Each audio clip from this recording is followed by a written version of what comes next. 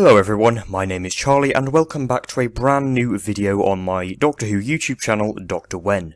So, I am aware I have had a lack of videos in recent weeks. That is mainly because I've been extremely busy, and I know I said I was going to have a new video schedule and do loads of videos, but it didn't really work out, unfortunately.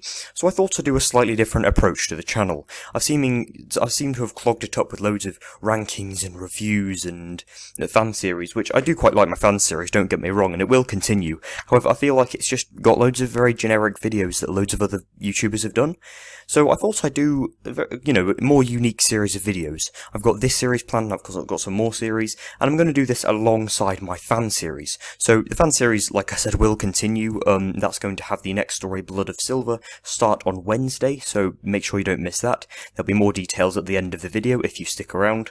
And yeah, so this series of videos is going to be What If Doctor Who Was Never Cancelled? So if you're not already aware, then Doctor Who has two sections. It has Classic Who from 1963 to 1989, and it has New Who from 2005 to present day.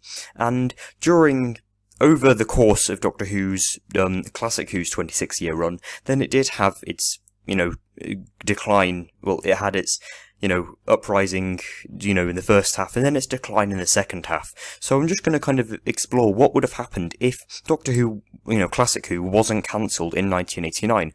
What it would be like, back then when it wasn't cancelled, or what it would be like today. Would it still happen? What Doctor would we be on? So I'm just going to explore that. There have been several online sort of websites and forums that have touched on it, and there is an entire wiki on fandom about it. I definitely go and check that out, and this is sort of inspired by that. So yes, I'm going to be doing What If Doctor Who Was Never Cancelled, and part 1 is going to be about the fan-made concept called the Cartmel Masterplan.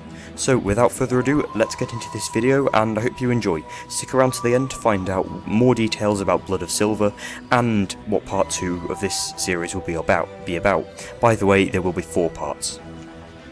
So, in Classic Who, there has been 26 seasons across 26 years, from 1963 to 1989. During the first Doctor's era, it started off quite low in terms of viewing figures, but still, relatively high in ratings, and all that happened was the ratings remained consistent, and the viewing figures climbed quite significantly. During the second Doctor's era, however, Series 4 was actually very good for ratings, but during seasons 5 and 6, both ratings and viewing figures seemed to decline a bit, because the stories were called generic, and all of them were kind of base under siege stories, which I actually quite like, to be honest. During the third Doctor's era, however, they changed it up with the Doctor's exile and his, regeneration down back to Earth. I think that was a really good idea, and it helped this, show have a new, fresh slate. So that helped, increase both viewing figures and ratings by quite a lot. It remained consistent throughout the third Doctor's era. During the fourth Doctor's era, seasons 12 to 14 is usually considered the golden age of Doctor Who, where every episode was amazing and it got over 10 million viewers each story. However, it did start to do a decline in Graham Williams' era during seasons 15 to 17, and in season 18, when John Nathan Turner took over, the ratings and viewing figures were significantly lower. And then the proper decline started, though, with the fifth Doctor's era. Season 19's ratings remained relatively high, about the same as season 18, and, lots of people liked it. However, season 20 wasn't received very well, and this caused a lot of people to stop watching it, which made season 21, although it was sort of emerging out of the doldrums with things like Resurrection of the Daleks and the Caves of Androzani, it wasn't really enough to get it back. So, during the fifth Doctor's era was the period of most change in Doctor Who, I think, in terms of, ratings and viewing figures. They both declined by quite a lot. And then we get to the sixth Doctor's era, which is where it just all went terrible. There was no saving Classic Who by now. I liked lots of his episodes, but there was loads of people didn't really. They thought it was just a weird, cheesy sci-fi show by now and not really worth watching. And yeah, I just don't think people were as interested anymore. And there was Michael Grade constantly, firing an 18-month hiatus at them. He constantly tried to cancel Doctor Who because he hated it and thought it was stupid. And eventually the BBC ended up firing Colin Baker. And during that time, the ratings and viewing figures again dropped by a lot. And this is where the usually what's considered as the complete, rock bottom of Doctor Who. Season 24 is usually considered the worst series of Doctor Who ever, or at least Classic Who anyway. And although I really, really like the 7th Doctor's era, this is where no one really cared anymore. These episodes were getting like 3 million viewers, which seems like a lot, yes, but, it really wasn't compared to the 4th Doctor's 15 million viewers an episode in season 17, things like that. So, yeah, that was where it kind of hit rock bottom, and after season 26, with episode 3 of Survival, it got cancelled and wasn't seen again until 1996. And that was an attempted reboot but didn't get received very well, so it didn't come back until 2005. However, the Cartmel Masterplan was what a writer for Doctor Who called Andrew Cartmel devised as a way to get viewing figures and ratings back up at the same time as make Doctor Who a more interesting story. So he hadn't been planning it as such. There weren't any, well-defined plans for the Cartmel Masterplan other than the fact that it would reveal the Doctor to be a sort of godlike figure in terms of Gallifrey lore. He would essentially be a kind of one of the founding figures of Gallifrey, and I'll get to it in a minute, but he wanted to change the mood of Doctor Who to a much darker, more serious tone, which is sort of what they did for seasons 25 and 26, and I really, really enjoyed those seasons, by the way. And this is the way they would have, got Doctor Who back onto people's interests, and this is what they could have done to, if they'd have one more series to do this, then they could have actually saved Classic Who from completely crashing and burning. So, let's just have a look at what the Cartmel Masterplan actually is. The Cartmel Masterplan was devised by two people. Andrew Cartmel, who you can see on the top, and below him, another writer of Doctor Who, Ben Aranovich, who is also an author. If you have read any of books, they're very, very good. So, yes, both of them were writers for Doctor Who, and they both sort of devised the Cartmel Masterplan together. The Cartmel Masterplan wasn't the term they used. This was devised by fans a few years ago, back in, I think it was 2012 it first appeared, so yeah, quite a while ago now. But basically, they wanted the Doctor to be one of the founding figures of Gallifrey.